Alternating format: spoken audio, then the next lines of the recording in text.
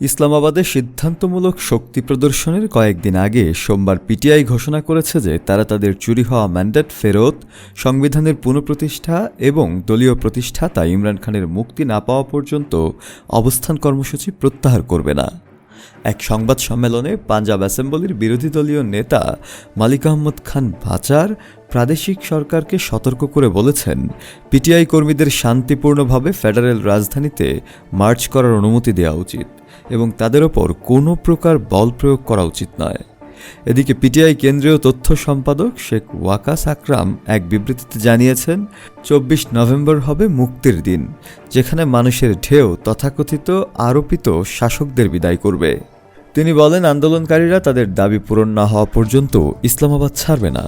তিনি ব্রিটিশ আদালতের একটি রায়ে হাসান নওয়াজকে কর মামলা সংক্রান্ত দেউলিয়া ঘোষণা করার প্রসঙ্গে বলেন, এটি আবারও প্রমাণ করে যে শরীফ পরিবার পাকিস্তানের জন্য অব্যাহতভাবে লজ্জার কারণ।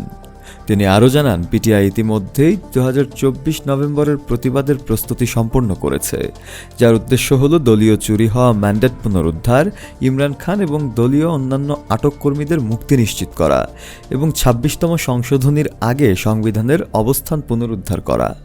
শেখ আকরাম সরকারের উদ্দেশ্যে হুঁশিয়ারি উচ্চারণ করে বলেন, পিটিআইয়ের মার্চ ব্যর্থ করতে কঠোর পদ্ধতি প্রয়োগ করলে তা উল্টো প্রতিক্রিয়া সৃষ্টি করবে। শান্তিপূর্ণভাবে সমাবেশ করা সংবিধানে প্রদত্ত অধিকার, যা কোনো কর্তৃপক্ষ অস্বীকার করতে পারবে না। তিনি অভিযোগ করেন, পাঞ্জাব সরকার ইতিমধ্যেই পিটিআই কর্মীদের বাড়িতে অভিযান চালাচ্ছে। শুধু তাই নয়, তাদের পরিবারের সদস্যদের সঙ্গে দুর্ব্যবহারও করছে। এই ধরনের দমনমূলক পদক্ষেপ কেবল সমাজের বিদ্বেষ ও সংঘাত বাড়াবে, সরকারের উদ্দেশ্য পূরণ করবে না।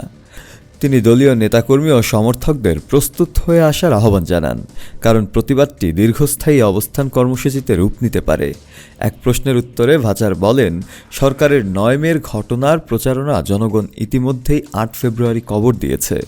তিনি বলেন, পিটিআই ধারাবাহিকভাবে ৯ মের ঘটনার তদন্তের জন্য একটি বিচারিক কমিশন গঠনের দাবি জানিয়ে আসছে।